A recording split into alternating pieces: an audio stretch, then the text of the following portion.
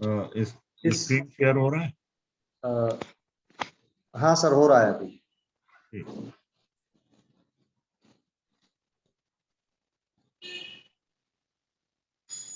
तो सर प्रारंभ करें? हाँ श्योर जी। इस 33वीं ऑनलाइन वेंसडे थेरेपिस्ट क्लास में आप सभी का स्वागत है, अभिनंदन है। और इस बुधवार की क्लासेस के माध्यम से आप सबके घर तक, आपके द्वार तक प्रयागराज की ज्ञान की गंगा पहुंच रही है। बहुत सरलता से और बहुत सहजता से आप अपने घर पर रहकर इतना अद्भुत ज्ञान ले पा रहे हैं, जिसमें पिछले बुधवार डॉक्टर प्रकाश खेतान साहब की क्लास हुई, जो आप सब ने बहुत ही उससे ज्ञान प्राप्त किया, जो role and importance of vitamins के विषय में था। तो आप विटामिन्स के विषय में डॉक्टर खेतान साहब से समझे, इलेक्ट्रोलाइट्स के विषय में समझे। और ऐसी ही एक रविवार को डॉक्टर खेतान साहब ने और आदरणीय अग्रवाल सर ने ज्वाइंट क्लास ली थी कलर थेरेपी पर, रंग चिकित्सा पर। और ये सारी क्लासेज संस्थान के यूट्यूब चैनल पर उपलब्ध है। आप पीछे भी जाकर के यह सब कुछ सुन सकते हैं दोबारा भी। तो ऐसी आज के इस ज्ञान के श्रृंखला में आज यह बुधवार की क्लास महत्वपूर्ण विषयों को समाहित किए हुए प्रारंभ होने जा रही है। हम आदरणीय अग्रवाल सर को इनवाइट करें। इसके पूर्व चलते हैं एक्यूप्रेशर शोध प्रशिक्षण एवं उपचार संस्थान प्रयागराज, जो गंगा यमुना और सरस्वती का संगम है, और जहां से पूरे विश्व के लिए एक्यूप्रेशर की सरस्वती जो लुप्त हो गई थी, एक्चुअल सरस्वती, वह एक्यूप्रेशर की सरस्वती के रूप में प्रकट हुई है। तो हम चलते हैं वहां से। प्रार्थना और ओमकार आयोजित होगी, आप सभी इसमें सम्मिलित हैं।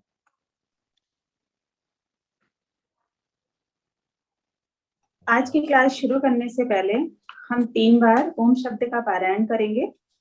उसके बाद हम अपनी स्पाइन को सीधी करके संस्थान की प्रार्थना को शुरू करेंगे।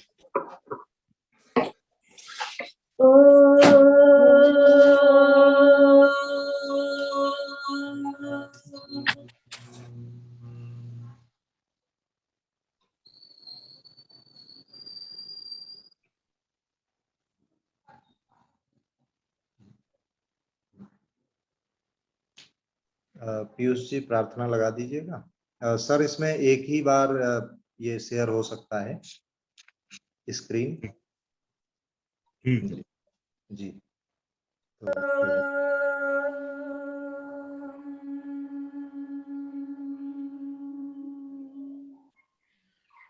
वह शक्ति हमें दो दयालु दे, कर्तव्य मार्ग पर डट जावे। वह शक्ति हमें दो दयालु दे, कर्तव्य मार्ग पर डट जावे। पर सेवा पर उपकार में हम निज जीवन सफल बना जावे। वह शक्ति हमें दो दयालु दे, कर्तव्य मार्ग पर डट जावे। हम दीन दुखी निबलो बिकलो के सेवक बन संताप हरे। जो है बिछुड़े भूले भटके, उनको तारे खुद तरे जावे। वह शक्ति हमें दो दयालु दे, कर्तव्य मार्ग पर डट जावे। छल द्वेष दंभ पाखंड झूठ अन्याय से निस दिन दूर रहे। जीवन हो शुद्ध सरल अपना, सुचि प्रेम सुधारस बरसावे, वह शक्ति हमें दो दयाली, कर्तव्य मार्ग पर डट जावे, निज आने मान मर्यादा का प्रभु ध्यान रहे, अभिमान रहे, जिस देव भूमि में जन्म लिया, बलिदान उसी पर हो जावे, वह शक्ति हमें दो दयाली, कर्तव्य मार्ग पर डट जावे, पर सेवा पर उपकार में हम निज जीवन सफल बना जावे, वह शक्ति हमें दो दयाली है। बहुत बहुत धन्यवाद अंशु अग्रवाल और रीता पांडे जी प्रार्थना और ओमकार के लिए। अब आज की क्लास के लिए हम आमंत्रित करते हैं एक्यूप्रेशर शोध प्रशिक्षण एवं उपचार संस्थान के अध्यक्ष आदरणीय श्री जेपी अग्रवाल साहब। धन्यवाद प्रोफेसर अनिल सिंह जी। धन्यवाद रीता पांडे जी और अंशु अग्रवाल जी। आपकी प्रार्थना परमात्मा की उपासना और प्रार्थना हम सब मिलकर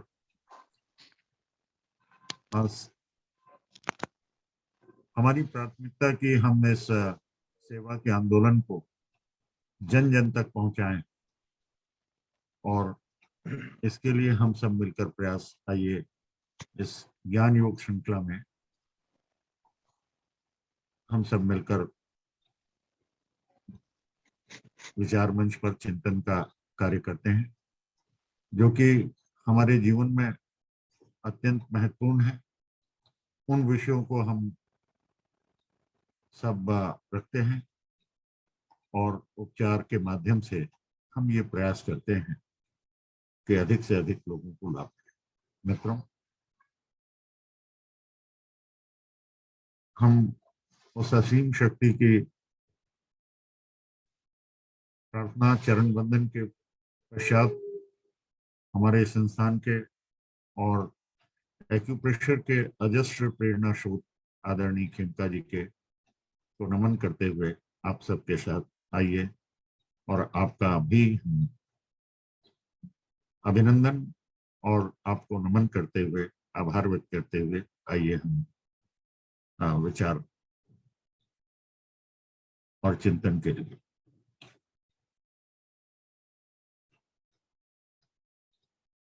स्क्रीन शेयर। आज हम आपको इलेक्ट्रोलाइट का प्रोटोकॉल्स आपको बताएंगे। अनिल जी, स्क्रीन शेयर हो रही है? हाँ, शेयर हो रही है सर। मित्रों, इस समय का सबसे महत्वपूर्ण और हॉट टॉपिक है डेंगू। पिछले 18 महीने से कोविड इन्फेक्शन का आतंक था और अब डेंगू का बोलबाला है। कोविड इन्फेक्शन 2019 से पहली बार आया था और इसके विषय में, इसके जेनोम का और इसके स्ट्रक्चर, इसके गठन का, इसके कॉन्स्टिट्यूशन का बहुत कुछ ज्ञान नहीं था, किंतु डेंगू के बारे में पूरी तरीके से पहले जो हुआ है उसमें हमारे प्रोटोकॉल्स और केस हिस्ट्री आपके सामने है। आज मैं आपको उसकी इटियोलॉजी बताना चाहूंगा। आप में से अधिकांश लोग जानते हैं कि जो लक्षण आते हैं डेंगू के, उसमें सबसे महत्वपूर्ण होता है कि प्लेटलेट की इतनी ज्यादा कमी होती है कि बुखार और बाकी तरीके के सिम्टम से ऊर्जा का तो लॉस होता है, लेकिन जीवन का लॉस नहीं होता और प्लेटलेट काउंट इतने कम हो जाते हैं, अगर ट्रांसफ्यूजन समय से ना हुआ तो जीवन से संघर्ष करते हुए अक्सर लोगों को दम तोड़ते हुए देखा है।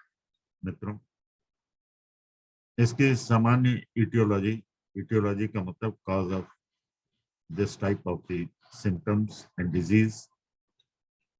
जब भी बरसात के मौसम में या किसी भी प्रकार से हमारे घरों में, हमारी नालियों में, हमारे आस पड़ोस में पानी जमा हो जाता है तो उसमें एक लार्वा उत्पन्न हो जाता है, जिसके इन्फेक्शन से, उस इंसेक्ट बाइट के, उस म्यूटेशन, उस ग्रोथ से डेंगू की दम घोटू और दम तोड़ने वाली बीमारी हो जाती है। तो मित्रों, आपने देखा कि सामान्य वायरल का ट्रीटमेंट एक्यूप्रेशर में बहुत महत्वपूर्ण साबित हुआ है, बैक्टीरिया का और अनेक प्रकार के वायरल का। और सामान्य रूप से जो विशिष्ट था वो सामान्य हो चला, लेकिन आपने देखा कि कोविड में ट्रीटमेंट भले ही 2, 3, 4 से 8, 5, 6 टोन रहा, लेकिन मेरिडियंस बदली। सामान्य रूप से टेम्परेचर की मेरिडियन यानी फिंगर 3, 4 में, थर्ड स्पाइरल में बुखार के पॉइंट 2, 3, 4 से 8, 5, 6 टोन दिए जाते हैं। ये आपको मालूम। संभवतः इसकी इटियोलॉजी नहीं मालूम कि हम फीवर के लिए क्यों 2, 3, 4 से 8, 5, 6 टोन देते हैं। इसमें मित्रों, वेस्टर्न मेडिकल साइंस की इटियोलॉजी के साथ साथ जो सुपर साइंस है आयुर्वेदिक कंसेप्ट की, जिसमें धातुएं यानी टिश्यू और टिश्यू का टेम्परेचर में परिवर्तन। टिश्यू आप जानते हैं कि प्लाज्मा, जिसे रक्त कहते हैं, रक्त प्लाज्मा, जिसे रस आयुर्वेदिक पार्लेंस में कहा जाता है, और रक्त ब्लड, और उसके बाद मांस, मेद यानी एडिपोज टिश्यू, मसल्स वगैरह, लिगामेंट, मसल्स, और स्किन की मांस को जो है, स्किन की लेयर्स जो कि हमारे शरीर के चारों तरफ स्केलेटल सिस्टम के चारों तरफ परिवेष्टित होती है, उसका ताना बाना होता है। और उस एडिपोज टिश्यू के बाद अस्थि यानी बोन का पूरा स्ट्रक्चर है, जिसमें पूरा शरीर का ढांचा होता है, और उसके बाद है बोन मैरो, जहां भी अंतिम पराकाष्ठा रक्त के निर्माण की और न्यूरो टिश्यू के निर्माण की, नर्वस सिस्टम जिस पर आधारित है वो बोन मैरो है, और जिस पर पूरा क्रिएशन आधारित है वो शुक्र कहलाता है, मेल फीमेल का सेमिनल फ्लूइड। मित्रों, आज हमने जो बात की है, इसमें जो टिश्यू है वो अधिकांश पार्ट जो है हमारे बॉडी का 3/4 भाग तरल अंश है, जो मिलके प्लाज्मा और ब्लड, ये दोनों मिलके 75% पूरे हमारे शरीर के कॉन्स्टिट्यूशन का अंश है। और अगर 75% ना भी सोचें तो 65 to 70% तो है। और शेष जो है, जितने भी टिश्यू हैं उसमें इनका बहुत बड़ा रोल है। और प्लाज्मा में, जो कि हमारे जीवन का आधार है, तरल अंश से बना है, रक्त का प्रीसीडिंग स्टेज है, उसमें चार्ज पार्टिकल्स हैं जो आप सामने देख रहे हैं, इलेक्ट्रोलाइट्स। मैं जो बात आपसे कहना जा रहा था कि हम बुखार के लिए 2, 3, 4 सिडेट 5, 6 टोन क्यों देते हैं। वात पित्त कफ में वात जानते हैं कि आकाश यानी 1 नंबर और 2 नंबर जो है वायु, दोनों मिलकर वात बनते हैं। इन दोनों के घटक में जो वात है वायु, आयुर्वेद में उसी ही के कारण सारा मोशन है, सारा कमोशन है, सारा एनर्जी सिस्टम उस पर आधारित है। कहने का तात्पर्य यह है कि जितने भी हमारे शारीरिक मूवमेंट हैं, फंक्शंस हैं, वो वायु पर आधारित है। अब आप कहेंगे तो बाकी सब निष्क्रिय और उनका महत्व कम है क्या? नहीं मित्रों, ये आपस में इंटरप्ले करते हैं। ये एलिमेंट और ये एनर्जी के संवाहक वायु के बाद अग्नि है, और जब हमारे ब्लड और प्लाज्मा का जो है सामान्य रक्त का जो टेम्परेचर है जब सामान्य से अधिक होता है, वैज्ञानिकों ने हमारे शरीर का कितना टेम्परेचर होना चाहिए और शरीर के प्रत्येक घटक का कितना टेम्परेचर होना चाहिए जिस पे आदमी जीवन जो है नरिश होता है। सामान्य रूप से हमारा टेम्परेचर जो है बॉडी का 98.6 होता है, और ज्यादा से ज्यादा 1-2 का नीचे यानी 96 तक टॉलरेबल है। उसके नीचे वो जिस तरीके से हाई टेम्परेचर, जैसे हम हाइपर पायरेक्सिया कहते हैं, 99 जो है वो स्लो फीवर, और उसके बाद 100 भी माइल्ड है, टॉलरेबल है।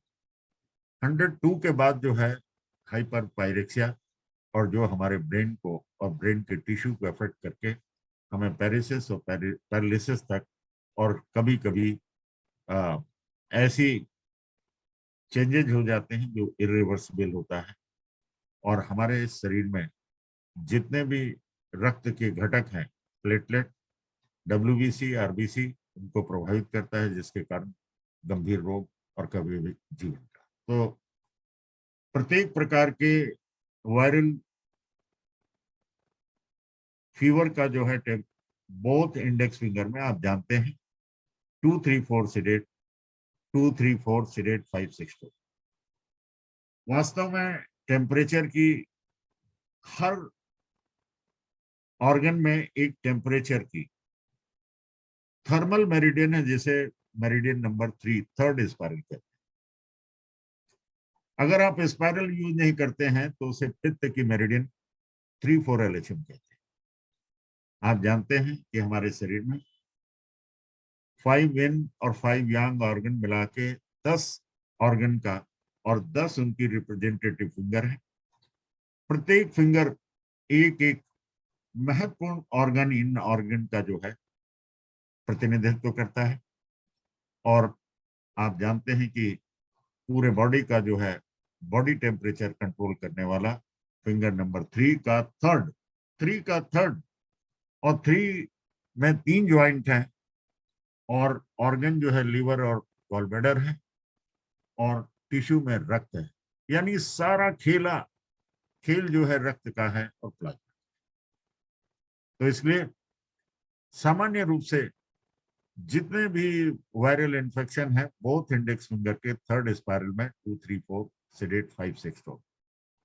2 इसलिए कि 3-4 इसलिए कि पित्त मेन रूप से बुखार के लिए जिम्मेदार होता है।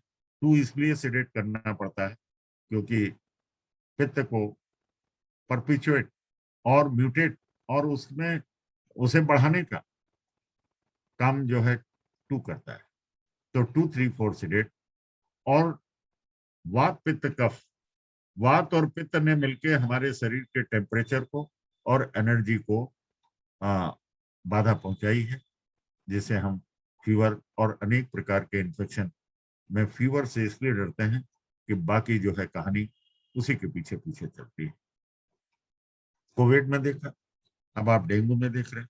5-6 जो है उसको काउंटर बैलेंस करने के लिए 2-3-4 को हमने जो है, देखिए एक बात मैं बड़ी गंभीरता से आपको बता रहा हूं कि फंक्शन नाम की चीज अगर शरीर में अधिकरण नहीं है, स्ट्रक्चर नहीं है, तो फंक्शन, आयुर्वेद बिल्कुल स्पष्ट रूप से उसके मंतव्य है कि फंक्शनल पार्ट सारा का सारा हमारे स्ट्रक्चर पर आधारित है। इसका मतलब ये हुआ कि अगर हमारा स्ट्रक्चर, चाहे हार्ट का हो, चाहे लंग्स का हो, चाहे ब्लड का हो, सारा स्ट्रक्चर अगर महफूज है वेल इंटैक्ट है तो हमारी बॉडी डायनेमिक होगी, हर पार्टिकल्स में स्पंदन होगा, वाइब्रेशन होगा, एनर्जी होगी। नहीं तो यानी function is based on the structure. ये बड़ा महत्वपूर्ण है और इसको आयुर्वेद में जो है एक बहुत बड़ा सूत्र दिया है, लेकिन जिसको एक्सप्लेन करने में घंटों लग जाते हैं। कि हमारा, आज मैं आपको ये गंभीरता से बताने जा रहा हूँ कि हमारा जो फंक्शन है वो फंक्शन पर आधारित नहीं है। आप कहेंगे ये कौन सी बात है? बिल्कुल, हमारा फंक्शन हमारे स्ट्रक्चर पे और हमारे जितने भी एलिमेंट हैं, द्रव्य हैं, उनकी प्रॉपर्टीज पर आधारित है। तो हमारी 5-6 क्या है? टेम्परेचर को स्टेबलाइज करने के लिए ये उसकी प्रॉपर्टी है। अगर आप आयुर्वेदिक उसमें देखेंगे 5 नंबर का क्या है?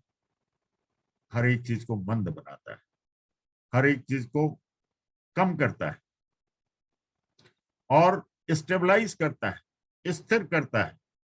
यानी जो फीवर बढ़ रहा है उसमें 5 और 6 कफ का अगर हम टोनिफिकेशन कर दें तो निश्चित रूप से जो वायु पित्त को बढ़ा रहा था यानी टेम्परेचर, वो रुक जाएगा। अब ये बात तो इसकी इटियोलॉजी हुई बुखार की।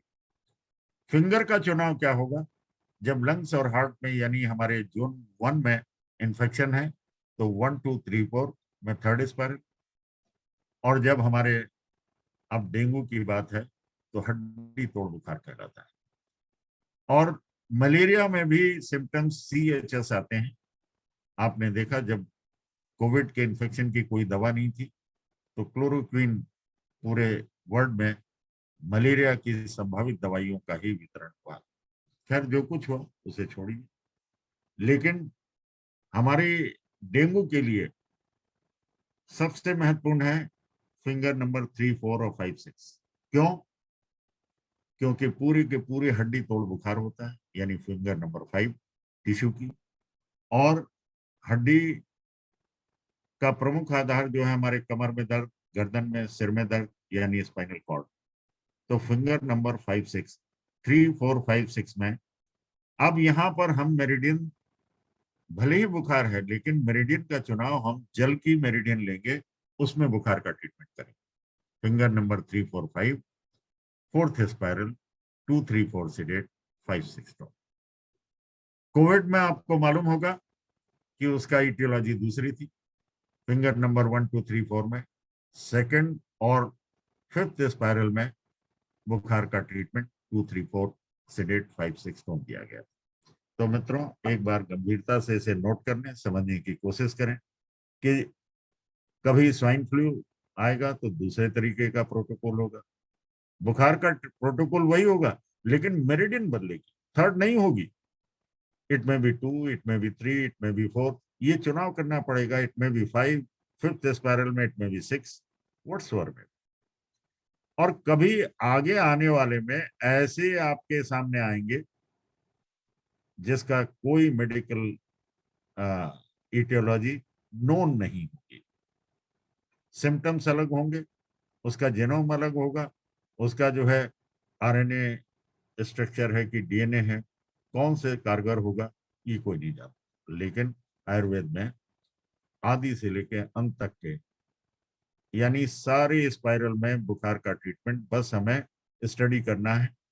और हैंडबुक 3 में पेज नंबर 23 में जितने प्रकार के जीवधारी हैं, अगर इंसेक्ट बाइट है तो क्या होगा, डॉग बाइट है तो मालूम चला कि हाइड्रोफोबिया और फीवर, और अगर लेपर्ड है, सांप काटता है तो अगर उससे होगा तो पॉइजनिंग होगी तो क्या होगा, और ततैया काटता है तो क्या होगा।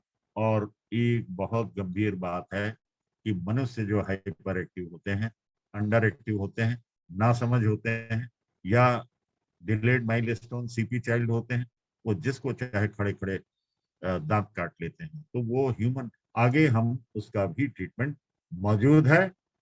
और इसका स्रोत मैं आपको बता रहा हूँ, हैंडबुक 3, ये सारी इंसाइक्लोपीडिया है एक तरीके से। जितनी हैंडबुक है उसमें पूरा रहस्य छुपा हुआ है। और हमारा हमारे जो रिसर्चर्स हैं वो सारे के सारे इसमें अध्ययन करते हैं अध्यापन करते हैं। आपको जहां भी मौका मिलता है, वो भले ही ऑनलाइन करस्पॉन्डेंस कोर्स हो या कैंपस कोर्स हो, सारा का सारा आपके सामने रखते हैं। लेकिन हम लोगों ने 20-25 वर्षों में जो अध्ययन किया है, उसका हम लोग निचोड़ आपके सामने रख रहे हैं, और ये इटियोलॉजी हमने इसीलिए बताई।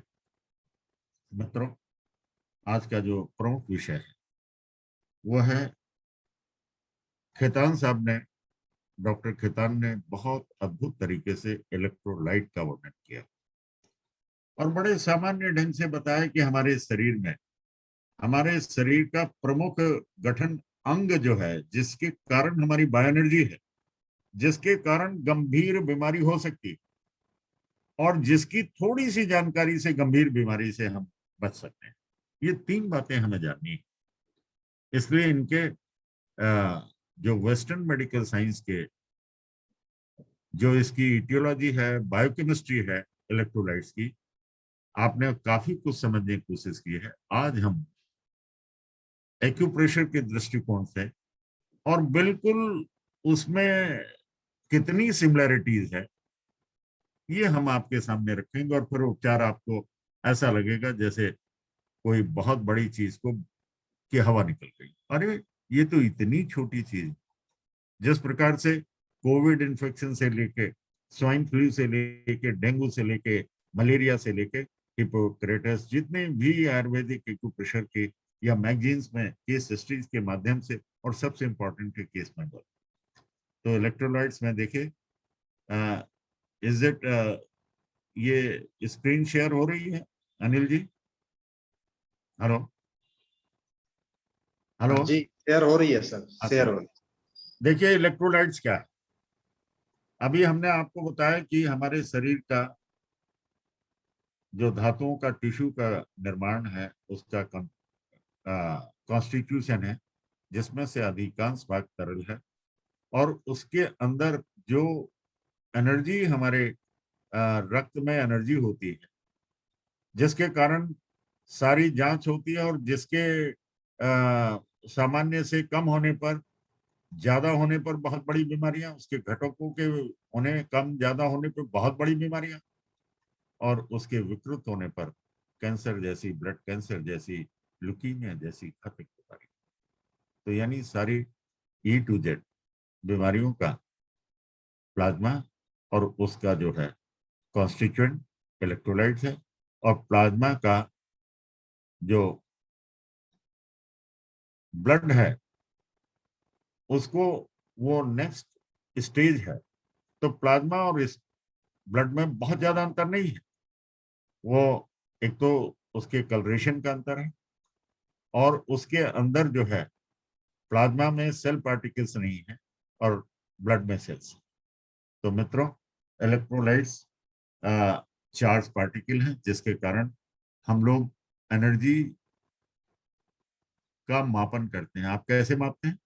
कि आज हमें अच्छा नहीं लगता, कमजोरी लग रही है, बुखार के बाद शरीर टूटने लगता है, और 10वें दिन तक खान पान हम सुधारते हैं, कोशिश करते हैं, उसके बाद लगता है कि हम अब वेलनेस आ रही है।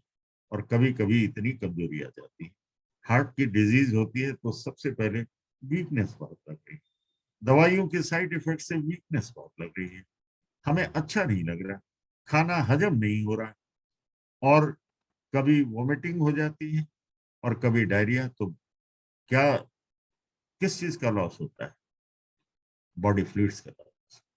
बॉडी फ्लूइड्स के लॉस होने से क्या दिक्कत है? यूरिन तो रोज हम करते हैं, लेकिन बहुत ज्यादा यूरिन हो गया, बहुत ज्यादा मोशन हो गया, तो हमारे चार्ज पार्टिकल्स, जिन्हें हम आयंस कहते हैं, जो कि हमारे एनर्जी के संवाहक हैं, इलेक्ट्रोलाइट्स का, जो कि हमारे बॉडी के फ्लूइड्स में डिजॉल्व होते हैं, ऐसे घुले होते हैं जैसे हमारे आत्मा में, हमारे एनर्जी सिस्टम में हमारी ताकत विद्यमान है। और हमारी एनर्जी जो है, ब्लड का रंग दिखता है कि लाल रंग है। अगर ये डॉक्टरों ने और तमाम चीजों ने मेजरमेंट के माध्यम से न बताया होता, हमने स्टडी ना की होती, तो हम शायद ब्लड और प्लाज्मा के बारे में नहीं जान पाते, और कहते कि खाना ही सब कुछ है। निश्चित रूप से और खाने से ही सीधे लोग जब खून की कमी होती है तो मेडिकली ट्रांसफ्यूजन ब्लड का होता है। अगर हमें ये जानकारी ना होती तो कहते हैं खाना डाल लो और ज्यादा डाल लो, 4 रोटी की जगह 8 रोटी खा लो, एनर्जी आ जाएगी। नहीं, यही बात महत्व है। हमारे शरीर में पानी है, जो हम पानी पीते हैं, और वो उसके अंदर चार्ज पार्टिकल्स हैं जिनका नाम इलेक्ट्रोलाइट्स। इलेक्ट्रोलाइट्स क्यों? क्योंकि उनमें इलेक्ट्रिकल चार्ज है, और वही बायो इलेक्ट्रिसिटी हमारे जीवन का आधार है। वही हमारी bio energy. Bio means life process, energy means और इलेक्ट्रिसिटी है, मैग्नेटिज्म है, उसके अनेक रूप है। तो वो हमारे बॉडी फ्लूइड में असंपृक्त डिसॉल्व होते हैं। अब आप देखिए कि इतनी ये है कौन? ये मिस्टर सोडियम है, ये मिस्टर पोटेशियम है।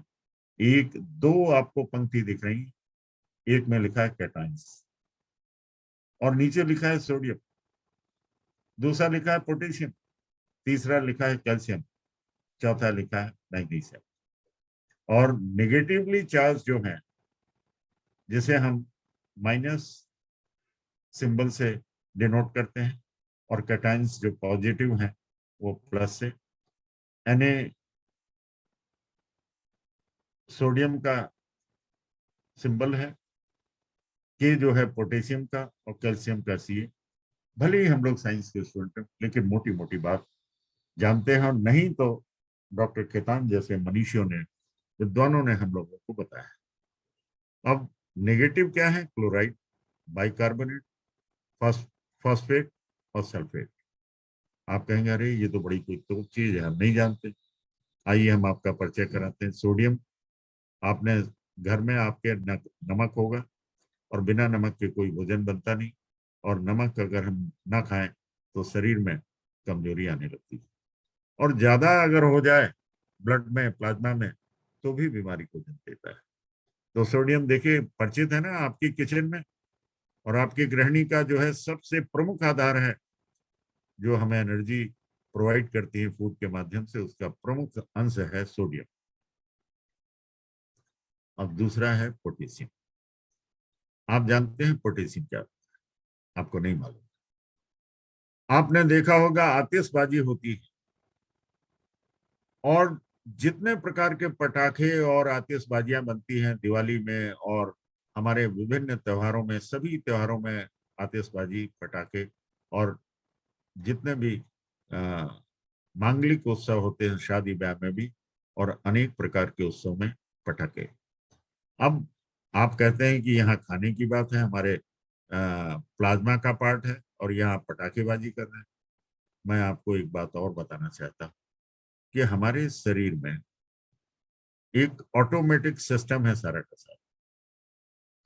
अगर हमारे शरीर में जैसे पहले कोई नल नहीं थे, फिल्टर नहीं थे, एक्वागार्ड नहीं था, तो तालाबों का पानी, कुएं का पानी जो खुला रहता था, और अशुद्धियां चारों तरफ उसमें भरमार होती थी। तो शरीर में आप कहते हैं कि ऑटो इम्यून सिस्टम इतना स्ट्रांग था जिसके कारण कोई दिक्कत नहीं थी। लेकिन आप जानते हैं कि लाल दवाई कुएं में डाली जाती थी, और घर में लाल दवाई डालकर उसे पानी को हम लोग छान कर पीते थे, और आज के एक्वागार्ड और किसी भी उससे सिस्टम से बहुत ज्यादा इम्पोर्टेंट और महत्वपूर्ण ये वही पोटेशियम जो आतिशबाजी में, और जो हमारी डिटॉक्सिफिकेशन यानी इन्फेक्टिंग एजेंट्स को नष्ट करते हैं। जो जल में ऐसे जीवाणु, विषाणु आ जाते हैं, उनको ये पोटेशियम नष्ट करता है। लेकिन अगर इसकी मात्रा ज्यादा हो जाए तो हमारे शरीर में एसिड बेस रिलेशन, यानी जो पटाखे निकलते हैं, गैस बनती है आवाज से, और ज्यादा हो जाए तो एसिडिटी, और हमारी एसिड बेस रिलेशनशिप को डिस्टर्ब कर देता है। इसका मतलब पीएच, जिसको वैज्ञानिक दृष्टिकोण से पीएच कहते हैं, और चाइनीज सिस्टम में एक्यूप्रेशर में उसको हॉट एंड कोल्ड कहते हैं। तो हमारे शरीर में ना हॉट ज्यादा चाहिए ना कोल्ड, एक संतुलन चाहिए ताकि हमें एनर्जी मिल सके। हमारे पार्टिकल्स जो चार्ज पॉजिटिव पार्टिकल्स हैं, कैटाइंस हैं, वो सोडियम है, नमक है, और पोटेशियम जो कि हमारे अब इसकी जांच होने पे ये किडनी से लेके हर चीज को, यानी हमारे बॉडी के फ्लूइड को रेगुलेट करने में इसका बहुत बड़ा योगदान है। कितना शुद्ध होना चाहिए, फिल्टर अलग करना चीज है, लेकिन शुद्धिकरण के लिए पोटेशियम जो है एक नेचुरल फेनोमेनन है जो कि हमारे शरीर में विद्यमान होता है और प्लाज्मा का अंश होता है। हमें नहीं मालूम था कि ये क्या है, लेकिन इसके विकृत होने पर, इसके मिथ्या योग पे एक्सेस और डिफिशियंसी, दूसरा सूत्र देखिए चाइनीज में कि एक्सेस और डिफिशियंसी। मेडिकल साइंस ने क्या किया, खूब रिसर्च किया और उनकी एक निश्चित कर दी कि कितनी मात्रा हमारे प्लाज्मा में पोटेशियम की होनी चाहिए। अगर वो इतने से कम है तो खराब है, नुकसानदेह है, इतने से अधिक है तो नुकसानदेह। वो बॉडी के फ्लूइड को रेगुलेशन में दिक्कत होगी। अगर पोटेशियम नहीं तो रेगुलेशन नहीं, कम होगा या ज्यादा होगा तो क्या होगा, पोटेशियम का लॉस होगा, वीकनेस होगी। कम होगा तो किडनी डैमेज होगी, ज्यादा होगा तो बार बार किडनी को परेशान होना पड़ेगा। दोनों ही कंडीशन बीमारी को पैदा की। तो मित्रों, ये बात आपको नहीं मालूम थी और हमें भी नहीं मालूम, लेकिन हम इलेक्ट्रोलाइट्स को जरूर देखते थे। और मुझे ये मालूम है कि जिन बच्चों का इलेक्ट्रोलाइट्स में पोटेशियम 5 और 6 से ज्यादा है, अगर उनके 10 साल की उम्र में किसी ने, आजकल पूरी होल बॉडी चेकअप होता है, उसमें 10 से ज्यादा है, वो 6 से ज्यादा है, तो मैंने ये देखा है कि 10 साल बाद, 10, आप कहेंगे ये कैसे मालूम है? हमने 10 साल के सारे रिकॉर्ड देखे, किसी ने नहीं ध्यान दिया कि पोटेशियम ज्यादा है, और उसके लिए किसी ने सोचा नहीं कि पानी को हम ठीक से पिए, कम हो रहा है तो ज्यादा पिए और ज्यादा हो रहा है तो कम करें। यानी लगभग 3 लीटर का पानी नॉर्मल मेडिकल साइंस के ऑब्जर्वेशंस में बताया गया है।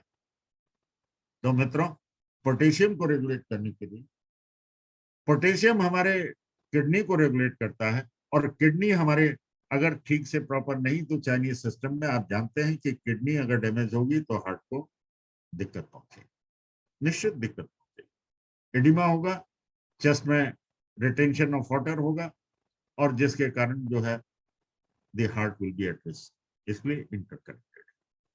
सोडियम इज इंपॉर्टेंट, अभी बताते हैं उसका कहां पर है। पोटेशियम आपने देख लिया, और अगर हम 10 साल पहले जान सकते हैं कि इस व्यक्ति की 40 या 45 साल की उम्र में किडनी फेल कर जाएगी, और ये प्रिवेंटिव है और क्यूरेटिव, और इतनी बड़ी बीमारी को रोकता है जिसका कोई इलाज, डायलिसिस भी इलाज नहीं है एक्सेप्ट किडनी ट्रांसप्लांट। आप देखेंगे किडनी के पेशेंट कैसे कैसे कोमा में चले जाते हैं, कैसे इन्फेक्शन परसिस्ट करता है। और तीसरा है चूना, कैल्शियम। ये कैल्शियम, ये चूना पान की दुकान पे मिलता है, आपके खाने में मिलता है, तो हुआ ना आपके घर की चीज, घरेलू हुआ। इलेक्ट्रोलाइट से परिचय, आप ऐसा परिचय आपने नहीं देखा होगा। और महिलाओं को आपने देखा होगा जो कि प्रेग्नेंट होती हैं, वो या तो चूना खाती हैं। जिन बच्चों को चूने की डिफिशियंसी है, वो पहले जो पुताई का चूना लगा होता था दीवारों में, वो खुरस खुरस के, मैंने देखा है कि बच्चों को चाटते हुए खाते, आपने भी देखा होगा। और ये डिफिशियंसी क्योंकि हड्डियों में, आज हम लोग जिसके लिए कैल्शियम के और विटामिन डी के बड़े बड़े जो है सप्लीमेंट खाते हैं और खाते ही रहते हैं, और हड्डियां चकनाचूर रहती हैं, टेढ़ी मेढ़ी होती हैं और कमजोर होती हैं, ऑस्टियोपोरोसिस होती है, यही वही चूना है जो बच्चों के जन्म से पहले प्रेगनेंसी में लेडीज चूना खाती रहती हैं, सकोरे खाती रहती हैं, और चुपके चुपके, और बाद में उन्हें अर्थराइटिस होती है, ऑस्टियोफाइटोसिस अर्ली स्टेज में हो जाता है, सीआरपी बढ़ा हुआ होता है, और न्यूरोजेनिक अर्थराइटिस। और प्रिवेंटिव, ये एक्यूथेरेपी में ये अत्यंत महत्वपूर्ण विषय है, और इसको हम कैरियर डिजीज कहते हैं। ये वो चूना है जिसने पूरे सोसाइटी को चूना लगा दिया, पूरे मेडिकल सिस्टम को चूना लगा दिया, और चूने की कमी ने कैल्शियम हर जगह कैल्शियम, हर जगह। आप जानते हैं आयुर्वेद में पान का कितना बड़ा महत्व है, शुद्धि और प्रक्षालन और शरीर के लिए। लेकिन आप जानते हैं कि ये कैल्शियम जो है अब चूना और पान इतना खाने लगे कि हैबिट में आ गया और दिक्कत हो गई। एक खास वर्ग की महिलाएं घर में पानदान और चूना, जिनके 8-8, 10-10 बच्चे हैं, वो घर में चूने को पान के साथ सप्लीमेंट, नेचुरल सप्लीमेंट स्ट्रॉन्गेस्ट है। अब आइए चौथा है मैग्नीशियम। और मैग्नीशियम आप जानते हैं जिस प्रकार से चूना, सोडियम, पोटेशियम ये हमारे घर में और घरेलू चीजें हैं, हमारे शरीर में है। हमारे जितने भी मेटल्स और मिनरल्स हैं उनमें से मैग्नीशियम एक सबसे महत्वपूर्ण है, जो कि हृदय को सीधे सीधे सुरक्षा प्रदान करता है, और अगर उसकी कमी होगी तो वही उसे नुकसान पहुंचाएगा। मित्रों, अब ये कैटाइंस जो है और एनाइंस, ये इन यांग। इस इलेक्ट्रोलाइट में आपने एक्सेस और डिफिशियंसी देखा चाइनीज सिस्टम का। आप इन और यांग देख लिए, द्वैत को बताता है। ये पूरक हैं, कैटाइंस और anions. Sodium chloride, potassium permanganate, phosphorus, phosphate, ये सब माइनस है। बाइकार्बोनेट, आप जानते हैं बाइकार्बोनेट क्या होता है? आपको नहीं मालूम? बाइकार्बोनेट, किसी ने पेट की बीमारी में घरों में मीठा सोडा देखा होगा, उसका पानी, और कभी कभी मीठे सोडे की बोतलें पीते हैं। आजकल तो दूसरी बोतलों का बहुत रिवाज हो गया। पहले जो है बाइकार्बोनेट की गोली वाली, कंचे वाली ठंडी बोतलें आती थी, वो मीठा सोडा उसमें कंटेंट होता था। और जब भी रात बेरात कोई इमरजेंसी, पेट फूल गया, दर्द हो गया, तो बाइकार्बोनेट मीठा सोडा का घोल, यही इलेक्ट्रोलाइट है। और यही घर का पानी है, और ये घर का ही मीठा सोडा, क्योंकि किचन का एक अंश होता था, निकाला और फट से दादी माँ ने बच्चों को घोल पिलाया, और उसमें थोड़ी सी ऐसी चीज मिला दी, उनको पता नहीं लगा, और उसकी कड़वाहट और पी गया। मित्रों, क्लोराइड क्या है? ये भी एक ऐसा सीगमेंट है जो सोडियम के साथ तालमेल रखता है, पोटेशियम के साथ तालमेल रखता है, कैल्शियम के साथ, मैग्नीशियम के साथ, और ये सब मिलकर, दोनों मिलकर, जैसे इन और यांग अपोजिट नहीं है, ये सप्लीमेंट्री, कॉम्प्लीमेंट्री है। ये पॉजिटिव और नेगेटिव, ये द्वैत का सिद्धांत है। और हमारे घर के, अब आप देखिए फास्फोरस क्या है? एक ज्वलनशील पदार्थ है, और ये ज्वलनशील पदार्थ जो है, कितना शरीर में के टेम्परेचर और एसिड बेस रिलेशनशिप, कि ठंडा गर्म, हॉट एंड कोल्ड, जो कि एक दूसरा पक्ष है, एक्सेस और डिफिशियंसी, जो कि हमारे नॉर्मल कंडीशंस को बताती हैं। अभी आप देखेंगे हर चीज में बीमारी इतनी गंभीर है क्योंकि एक्सेस हो गया। सोडियम एक्सेस है तो हाइपर नेट्रीमिया हो गया, अगर कम है तो हाइपो हो गया। अरे ये मालूम चला कि नोमेनक्लेचर पे मत जाइए, ये बहुत बड़ी बात है।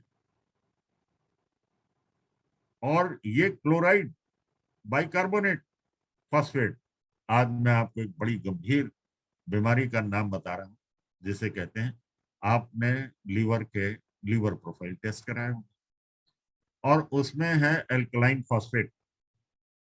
That is the part, and that is the constituent part of the our blood, जिससे लीवर के प्रोफाइल में ये मालूम चला कि हड्डियां टेढ़ी हैं, धनुष के आकार की हो गई, जिसे बोलिक कहते हैं। और ये ऑस्टियोमलेशिया कैरियर डिजीज है। माँ की गर्भ में बच्चे को नरिशमेंट, जो हेल्दी नरिशमेंट मिलता था, वो मिट्टी और चूना से मिला, और उसकी सजा माँ को भी भोगनी पड़ रही है, और बच्चे को भी और परिवार को। और बेनिफिट किसको हो रहा है? मालूम चला कि मेडिसिन, डॉक्टर्स, और उसका कोई इलाज। तो मित्रों, एनसीएच, आप जिन बच्चों के डॉक्टर्स बताते हैं सर्जरी कराएंगे, गारंटी नहीं है।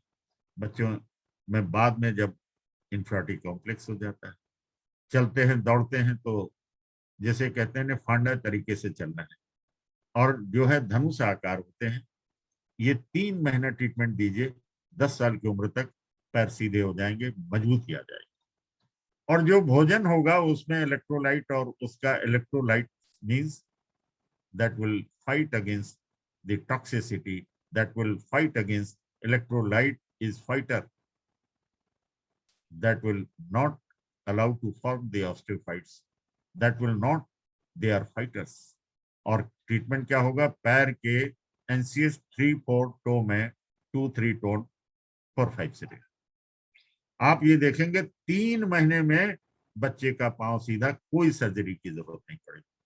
और मैं ये भी कहना चाहूंगा, जिनका बाद में स्टेज में आया है और बुजुर्ग भी हो गए, एडल्ट हो गए हैं, उनका ट्रीटमेंट बहुत आसान, और करते रहिए फिर लाभ भी। तो मित्रों, ये आपको इस प्रकार से ट्रीटमेंट, आगे हम बढ़ते हैं। नेक्स्ट आप देखिए। अब हम आपको एक बहुत अच्छा ये इमेज दिखा रहे हैं। ये प्रोफेसर राम कुमार शर्मा ने हम लोगों को भी बना के दी है, हम लोगों को बताया भी है, पढ़ाया भी है, और प्रकाश केतान साहब को भी ये बना के दी थी, जिन्होंने अपने वैज्ञानिक अंदाज में दृष्टिकोण से बताते हुए आपके सामने रखा था। मित्रों, मुझे लगता है कि मैं सारे प्रोटोकॉल आज नहीं बता पाऊंगा, लेकिन इसकी इटियोलॉजी, इसका रहस्य आपने अपने घर में देख लिया होगा। अब आइए, आपके शरीर में 3 प्रकार के कंपार्टमेंट, ट्राइपॉडिक है, आयुर्वेद में तो सब चीज त्रयात्मक है। तो देखिए, Ayurveda is the e governance over every medical system. E governance मैं कह सकता हूं ट्राइपॉडिक है। अब आप देखिए, कैटायंस मींस पॉजिटिव चार्ज जो बॉडी फ्लूइड्स के हैं शरीर में, 3/4 भाग, 1/3, 2/3, 2/3 पार्ट जो है प्लाज्मा है, और प्लाज्मा तरल पदार्थ में है, लेकिन प्रीसीडिंग स्टेज है रक्त की, उसमें सारे प्रकार के कॉन्स्टिट्यूएंट है जो रक्त में है। लगभग विटामिन भी हैं, प्रोटीन्स भी हैं, मिनरल्स भी हैं, मेटल्स भी हैं, और sodium, potassium, phosphorus, chloride, magnesium, bicarbonate, sulphuric acid, जितने भी सारी चीजें हैं, विटामिन वगैरह, आप देखेंगे कि विटामिन का रोल कितना महत्वपूर्ण है। और उसके ऊपर जो है इलेक्ट्रोलाइट का, ये सामान्य रूप से जांच नहीं होती, लेकिन बड़ा सामान्य बात है, प्रिवेंटिव है, प्रोटेक्टिव है, और अर्ली डायग्नोसिस के लिए अत्यंत महत्वपूर्ण।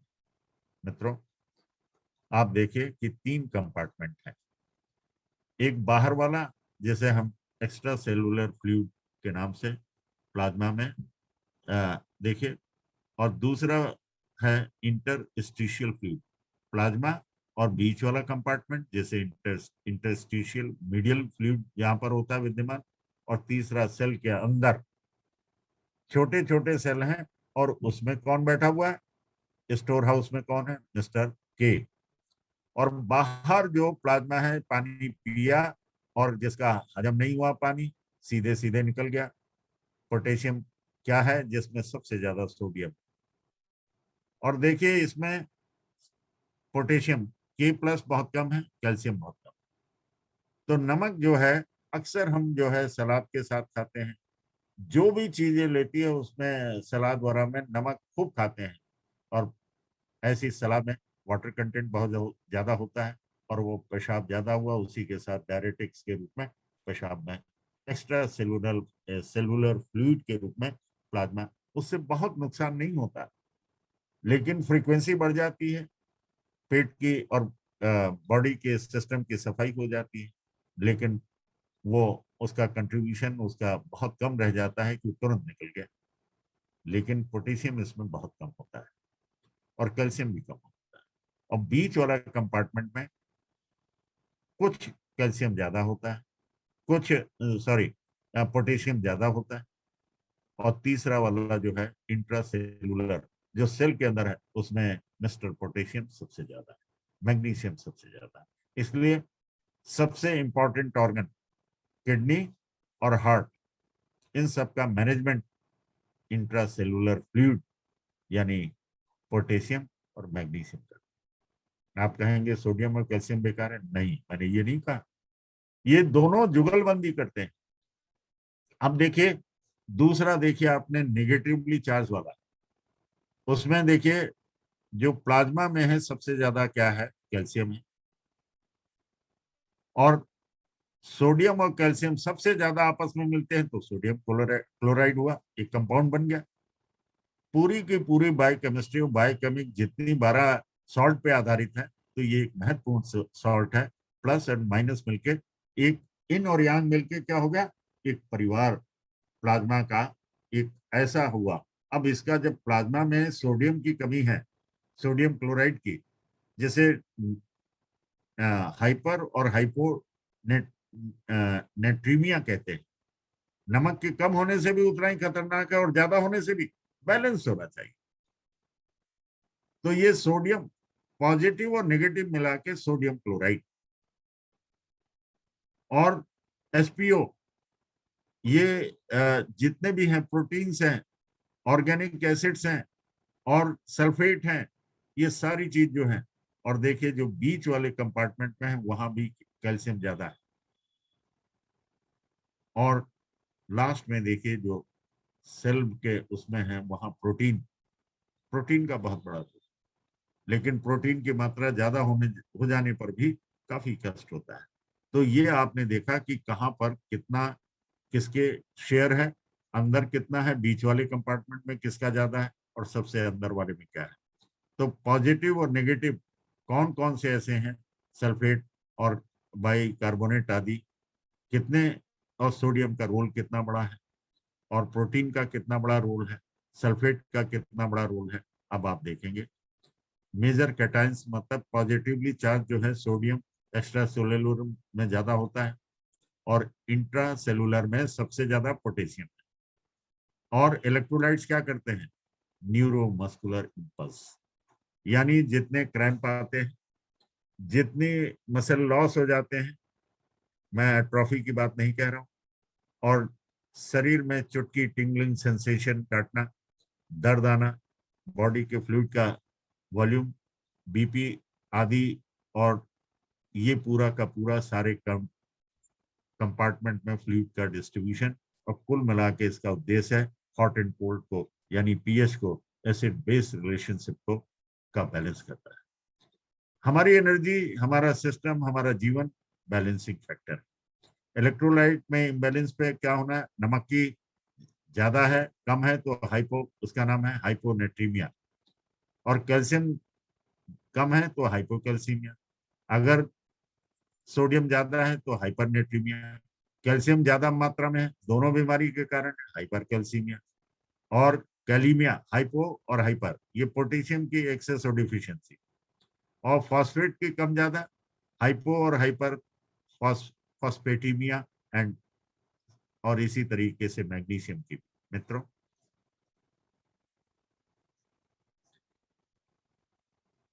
अब देखिए हाइपोनेट्रीमिया क्या है। ये लेवल उन्होंने बताया था कि सोडियम का लेवल जो है 135 से और 150 के बीच में होना चाहिए।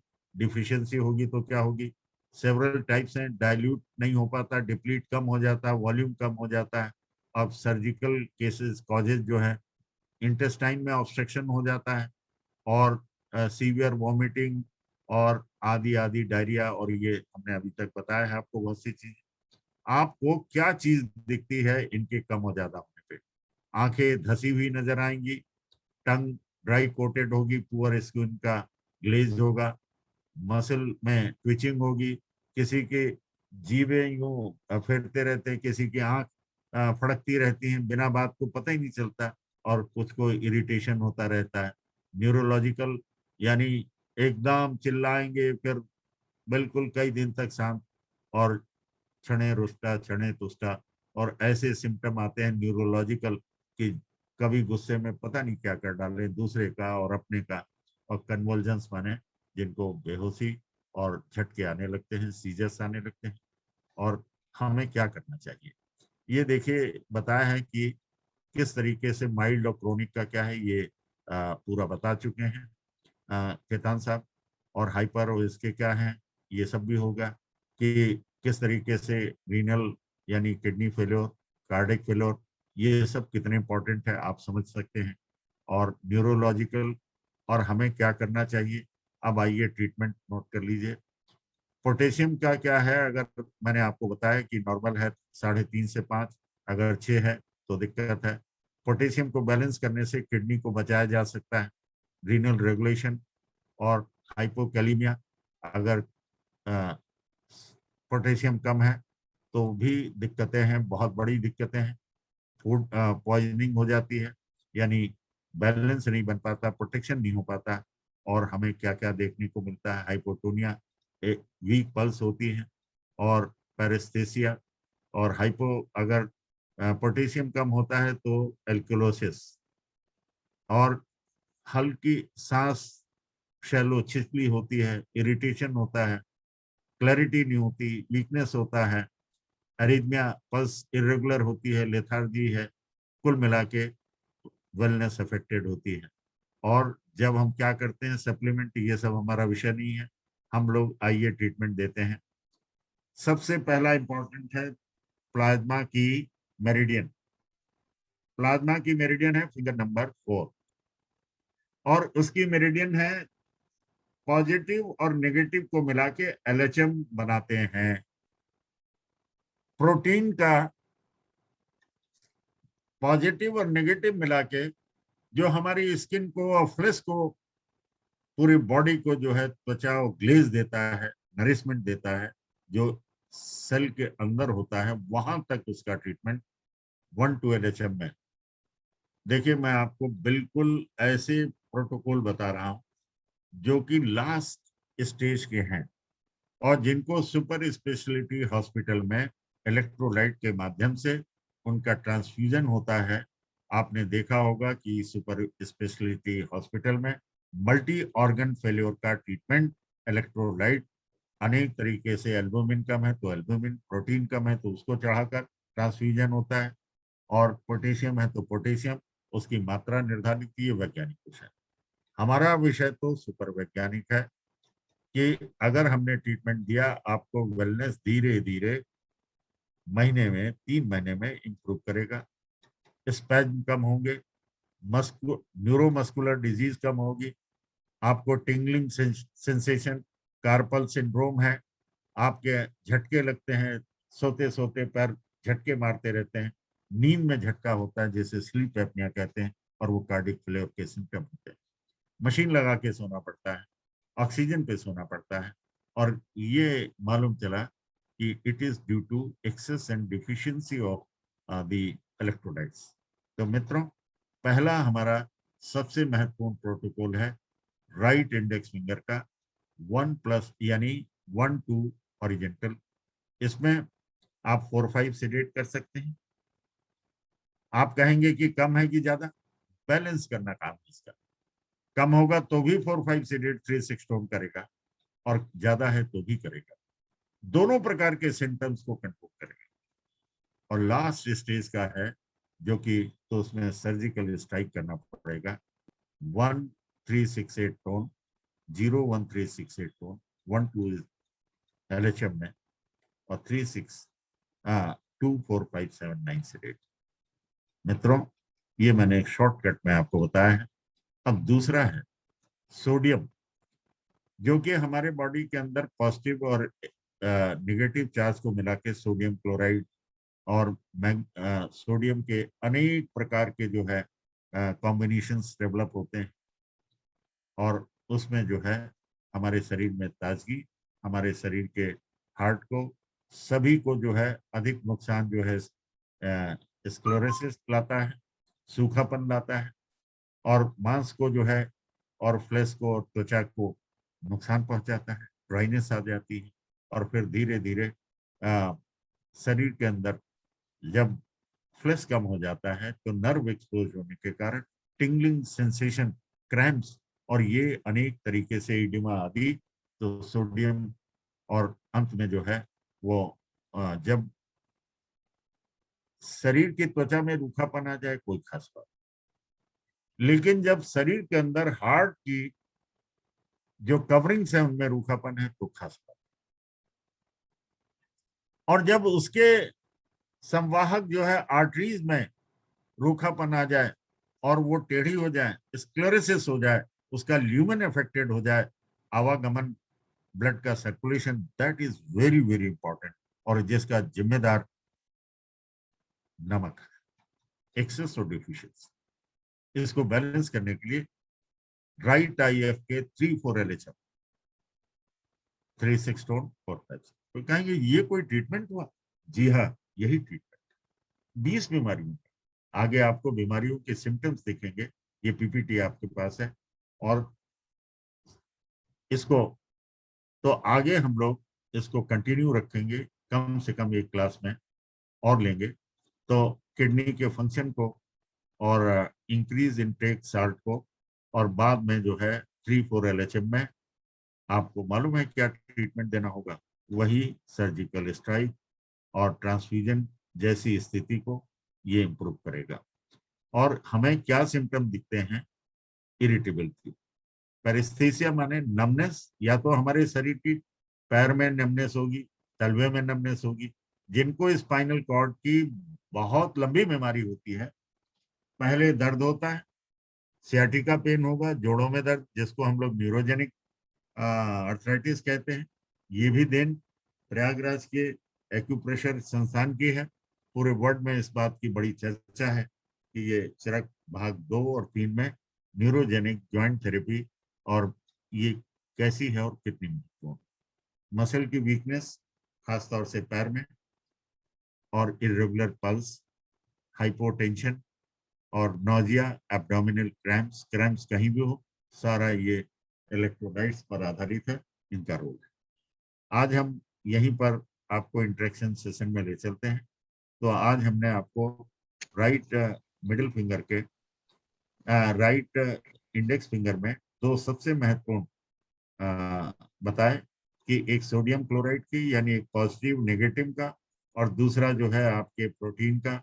और ये एक हमारे अंदर जो प्रोटीन बिल्डिंग मटेरियल है, जिनकी त्वचाएं जो है बेडौल हैं, खराब दिखती हैं, या बहुत मोटी दिखती हैं, स्थूल दिखती हैं, और त्वचाएं भी 10 लेयर हैं, और आयुर्वेद में 6 लेयर्स कही गई हैं। और वो डिस्ट्रॉफी एट्रॉफी की बात मैं नहीं कह रहा हूँ, वो पोस्ट नेटल डिजीज में, जो कि अचानक आप देखते हैं कि पैर मोटा हो गया, सूजन हो गई, या पैर पतला पड़ता चला गया, और गंभीर घटनाएं होने लगी। तो आज हम यहीं पर विश्राम करते हैं। तो 1-2 LHF और 3-4 LHF इंतजार कीजिए कि आपको कैल्शियम और उनके जो है क्लोराइड्स और पोटेशियम वगैरह की कौन सी होगी, बट नेचुरल है। तो ये आगे 5, 6, 6, 7, 8 इसी में आपको मिलेगा, और 0-9। तो विटामिन भी वही ट्रीटमेंट होगा, और बहुत सी चीजें हैं, सारे इलेक्ट्रोल, लेकिन इसको कंटिन्यू करेंगे नेक्स्ट उसमें, बशर्ते कि खेतान साहब से बात हुई थी, अगली बार वो लेंगे, तो उसके बाद हम लोग इसे कंटिन्यू रखेंगे। ये हार्ट और किडनी और पूरे हमारे बॉडी के अल्टीमेट गंभीर बीमारियों का इलाज इसमें छिपा हुआ भी है। और मैं आप सबका आभार व्यक्त करता हूँ। आप जो है बड़ी ही संजीदगी से सुनने आपको हम आमंत्रित करते हैं। अनिल जी, बहुत बहुत आप धन्यवाद सबको जी, बहुत बहुत धन्यवाद सर इस अद्भुत क्लास के लिए, जिसमें आप सभी ने इलेक्ट्रोलाइट्स के विषय में बहुत सरल भाषा में, और इसका किस तरह से प्रयोग और इनका उपयोग हमारे जीवन में है, रूटीन में, वो आपने समझा। और फीवर का ट्रीटमेंट डिफरेंट एस्पेक्ट से, डिफरेंट थिंकिंग से, और नए कंसेप्ट और विजन से आपने बुखार का ट्रीटमेंट आज समझा आदरणीय अग्रवाल सर से। तो अभी 7 बजे तक यह इंटरेक्शन सेशन रहेगा, और आपको सब्जेक्ट मैटर से रिलेटेड कोई क्वेरी है, कुछ पूछना है, तो आप यहाँ मोर ऑप्शन में जाकर के हैंड रेज कर सकते हैं, और आपको अनम्यूट कर देंगे, फिर आप सवाल पूछें। सतवंत सिंह जी, अनम्यूट कर लीजिएगा। सर नमस्कार। सर नमस्कार। नमस्कार। पहले तो मैं आपको हार्ट का एट्रियल फाइब्रिलेशन का मैं ट्रीटमेंट बता दूं। हाँ जी, आपने क्वेरी की थी। हाँ जी, हाँ जी, लेफ्ट स्मॉल फिंगर में हाँ जी, सेकंड एंड फोर्थ हाँ जी, स्पाइरल में okay, 1 2 sedate 5 6 tone. Okay, 1 2 seeded 5 6 tone. Thank you sir. जी जी सर मेरे 2 क्वेश्चन हैं। जी जी जरूर। आपने एक बताया था कि low potassium can lead to poison, I mean in the body, poisonous कर सकता है। तो अगर आपने कोई खाना खाया है और उसकी वजह से आपको स्टोमक में पेन हुआ और वॉमिटिंग हुआ, हाउ, मतलब उसका इससे क्या रिलेशनशिप है? हाँ, बहुत सीधा रिलेशन है सर। आपका जो है, देखिए, आपको पता नहीं चलता। आपका जो लूज मोशंस है, मैंने देखा हाँ है जी, बच्चों के हाँ जो जी, कैरियर डिजीज के रूप में बचपने में ही 1 2 साल की उम्र में पूरा का पूरा 20 बार जो है इनको लूज मोशंस होते थे। और ये ओके, इलेक्ट्रोलाइट और पोटेशियम कल्प्रिट रहा। और बाद में हमारे सामने वो किस्सा आया सामने, तो उसका पोटेशियम बढ़ा हुआ। तो ओके, इसका रिलेशन ये है कि acid okay, based relationship regulation जो है, आप हर जगह देखेंगे। इलेक्ट्रोलाइट क्या है? Regulation of either body fluids और regulation of the pH, that is the acid based relationship. अगर हमारी बॉडी के अंदर हमने खाना खाया और पहले से ही हमारे, देखिए, कल्प्रिट लोग कहते हैं लीवर की वजह से हो रहा है, उसकी वजह से हो रहा है, ऐसा हुआ वैसा हुआ। लेकिन हम किसी दावत में गए, हमें बहुत सी ऐसी चीज लगी जो बड़ी पसंद है, पसंदीदा मिल गई, धुआंधार खाया। आपको मालूम है कि उसमें पोटेशियम कितना है? नहीं मालूम। नहीं मालूम। और ये बात मालूम होना चाहिए। हमारी डाइटरी, कौन से फल खाएं कौन से फल नहीं खाएं। आप जानते हैं केला में कितना, दैट इज द रिचेस्ट और इतना अद्भुत वो है, उसमें केले में जो है पोटेशियम बहुत होता है। एक आपने सुना होगा अंजीर, यस, उसमें बहुत होता है।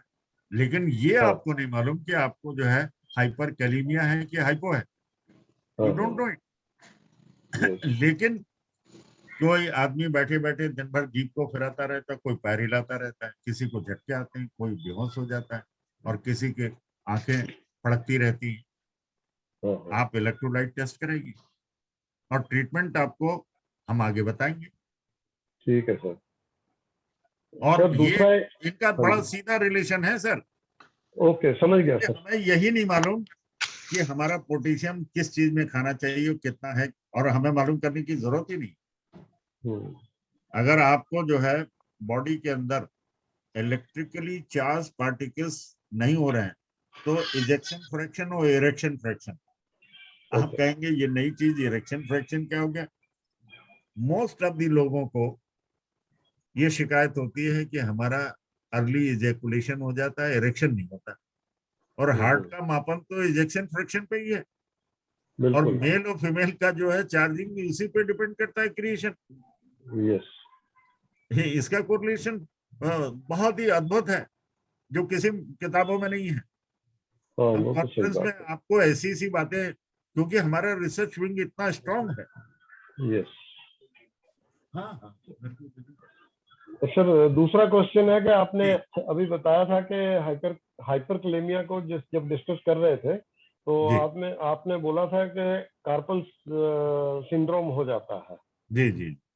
तो ये कार्पल सिंड्रोम जो है कि क्या हम राइट इंडेक्स फिंगर 1/2 LHM पे 3 6 टोन 4 5 सीडेट करके या सर्जिकल स्ट्राइक से ठीक कर सकते हैं? ये हाँ जी, हाँ, देखिए ऐसा है सर, मैं आपको बता दूं। हाँ जी, हाँ जी, ये जो है हमारे टेस्ट होते हैं सोडियम के हाँ जी, और कैल्शियम का और पोटेशियम और कभी कभी मैग्नीशियम का ओके, और फास्फोरस का। हाँ जी, जैसे हमने हड्डियों का अल्टीमेट होता है, तो हमने बताया कि किस तरीके से। और ये जो है, हाँ जी, आपने कहा कि हाइपर कैलीमिया जो है और हाँ जी, हाइपोकैलीमिया, हाँ जी, ये देखिए हमारे पास बोन और बोन मैरो तक और लास्ट हाँ में जी, शुगर। यस, यानी किसी को मालूम नहीं कि सेल के अंदर कितना पोटेशियम जाना चाहिए और कितना लॉस हो गया, यस, और वो एक्स्ट्रा सेलुलर फ्लूइड में बहुत कम होता है। आपने हाँ पानी जी, पिया, पेशाब हो गया, कोई प्रॉब्लम नहीं। हम्म, लेकिन जब हमारी कोई ऐसी डायरेटिक ले रहे हैं, कोई ऐसी मेडिसिन ले रहे हैं कि जो सेल लेवल पे ट्रीटमेंट, मोस्टली जितने भी मेडिसिन हैं वो सेल लेवल पे वर्क करती हैं, और ट्रीटमेंट हमारा भी इस पे काम करता है, हाँ जी, और हमें मालूम ही नहीं चला कि कितने साल से ये जो गैस बन रही है, पटाखे छूट रहे हैं या पटाखे हाँ जी, छूटना बंद हो जाते हैं, डिस्टिंक्शन हो जाता है, दैट इज कॉजिंग। और इसलिए एसिड बेस रिलेशनशिप को कंट्रोल करना, या ये ओके, खुद जानते हैं, कोई दूसरा नहीं जानता। नमक से हम्म, न्यूरोजेनिक प्रॉब्लम्स होती हैं, हार्ट की आर्टरीज जो हैं सारी की स्क्लेरोसिस हो जाती है। हाँ जी, और आपने कहा कार्पल सिंड्रोम। अरे भाई देखिए, हड्डी जो बोन है, हाँ कहाँ जी, बोन नहीं है? आप बताइए, सभी आपके जगह हार्ट है, में बोन है कि नहीं? सभी जगह ही है, ना, बोल हार्ट तो, में नहीं है। जितने इन ऑर्गन है उसमें, लेकिन जो फाइब्रोमस्कुलर जो जो आपके कवरिंग्स हैं वो हड्डियों से ज्यादा इंपॉर्टेंट है, मजबूत है, वो जल्दी फटती नहीं है। आपकी पैर की त्वचा फट जाएगी, गिर गए, खरोच लग जाएगी, लेकिन क्योंकि बहुत उसमें लेयर्स, कई लेयर होती हैं, उसके नीचे सीरम होता है, वो यूज करेगा, उसके नीचे ब्लड होता है, फिर थर्ड लेवल पे होगा तो खून निकलना शुरू हो जाएगा, पानी सूख जाएगा तो लाल बना रहेगा। आप मेरी बात समझ रहे हैं कि नहीं सर? हेलो? तो अब समझिए कि फर्स्ट स्टेज जो है, उसके बाद हाँ जी, नेक्स्ट स्टेज है एडिपोज टिश्यू, फैट कम हुआ। हाँ जी, फैट क्या करता है आपकी बॉडी को? अ, देखिए, नुकसान भी है और फायदा भी। स्टोर यस, हाउस है, जब भी हाँ इमरजेंसी जी, होती है तो फैट सप्लाई कर देता है। अगर आप 7 दिन नींबू पानी पे रहे और हाँ जी, अचानक बेहोशी और आपको नमक की और खाने उसकी एनर्जी की कमी हो तो कैसे होगा? तो जो हम्म, बॉडी के अंदर स्टोर्ड फैट है, वहां से आपको विटामिन वगैरह, दो तरीके के, सॉल्युबल और इनसॉल्युबल है। यस, अब जब फैट आपका जा ही नहीं रहा तो कमजोरी आने लगती है, तो हाँ, वो हमारी जो फैट डिपॉजिट है उससे हो जाता है। अब तीसरी स्टेज क्या है? ब्लड। हाँ चौथी जी, स्टेज क्या है? प्लाज्मा। और पांचवा है बोन। तो यस, वहां बोल, में सारी जगह जो है ब्लड वेस्कुलर्स हैं, वेस्कुलेशन है, वेसल्स हैं, और साथ में नर्व है। जैसे हमारा फैट कम होता जाता है, नर्व एक्सपोज हो जाती है। आपने वेट तो कम कर लिया, उसको झेलेगा हाँ, कौन?